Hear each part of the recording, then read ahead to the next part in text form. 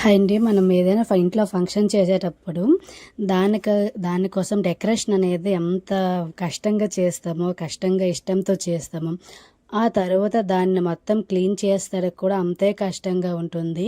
మరి ఫ్లవర్సు, ఇంకా చిన్న చిన్న బొకేసు, లేదంటే చిన్న బెలూన్స్‌లాగా ఉంటాయి కదా! వాటితో గాని ఇలాంటి వాటితో చేసేటప్పుడు అయితే ఇంకా చాలా కష్టంగా అవుతుందండి. ఫ్లవర్స్ అనేది కొంచెం చీర్చిలాగా మామూలుగా డెకరేషన్ చేసినట్లయితే అది మొత్తం కల్లిబిల్లిగా అయిపోతుంది. ఇంట్లో పిల్లలు ఉండేటప్పుడు మాత్రం ఇంకా చాలా నీట్‌గా అయితే క్లీన్ చేయాలి. అవి అటు ఇటు వెళ్ళిపోతుంటాయి.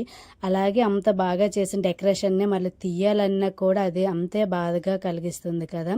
మీలో ఎంతమందికి ఇలా మొత్తం చేసిన తర్వాత మళ్ళీ ఎప్పుడుదా ఎలా ఉందో అలా చేయాలంటే కష్టంగా, బాధగా అనిపిస్తుందనేది కామెంట్‌లో తెలిపేయండి.